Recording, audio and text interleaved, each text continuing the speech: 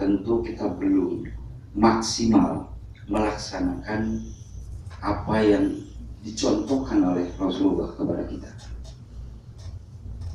Seberapanya kita nggak pernah tahu, tapi yang jelas belum banyak kita kerjakan, dan bahkan juga mungkin belum banyak yang kita ketahui. Makanya pola dan gaya hidup pun berubah, yang tadinya harus pola kehidupan yang disesuaikan dengan bagaimana syariat Islam, tapi pada akhirnya lari dari persoalan itu. Gaya hidup pun tidak beda dengan orang-orang barat, orang sekuler, bahkan gaya-gaya orang-orang yang sepertinya tidak bertuhan. Saudara-saudaraku sekalian, saya hanya ingin bicara tentang satu konsepsi kaitannya dengan persoalan bagaimana membangun sikap di rumah tangga kita. Ini penting kalau menurut saya, karena seringkali atau akan kali justru orang yang dekat dengan lembaga Islam, kenal Quran, tetapi perilaku terhadap keluarganya tidak sesuai dengan kemanusiaan dan kemanusiaan lah, dengan pola-pola yang dicontohkan oleh Rasulullah. Kadang-kadang ada bahasa yang selalu digunakan oleh seorang, mohon maaf, suami terhadap istrinya misalnya di dalam bahasa rumah tangga, itu pakai ayatnya yang paling utama adalah ar-rijalu qawwamuna 'alan nisa.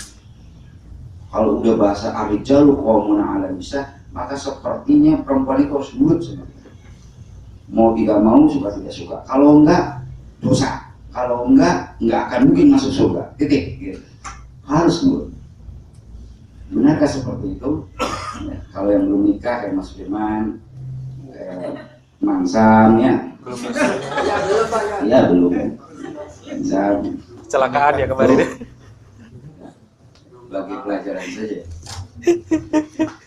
Rasulullah pernah bersabda dalam sebuah hadis Tirmidzi, qala Rasulullah sallallahu alaihi wasallam, khairukum li ahlihi wa ana khairukum li ahli. Sebaik-baiknya di antara kamu adalah yang terbaik kepada keluargamu. Wa ana khairukum li ahli. Dan aku adalah sebaik-baiknya di antara kamu terhadap keluarga. Jadi kata Rasulullah, sebaik-baiknya kita itu adalah kita baik pada keluarga kita. Kebanyakan kan di luar baik, tapi di dalam enggak. Memperlakukan istri misalnya, itu istri itu hak-haknya enggak terpenuhi. Yang ada adalah kita bicara tentang hak kita, hak prerogatif kita dengan kalimat ar-rijal qawwamuna 'alan nisa. Padahal sesungguhnya Rasulullah banyak mencontohkan kepada kita bagaimana memperlakukan istri dengan baik. Bahkan Rasulullah mengatakan, kalau bicara tentang seseorang yang baik terhadap keluarganya, maka tidak ada yang sebaik Rasulullah terhadap keluarganya.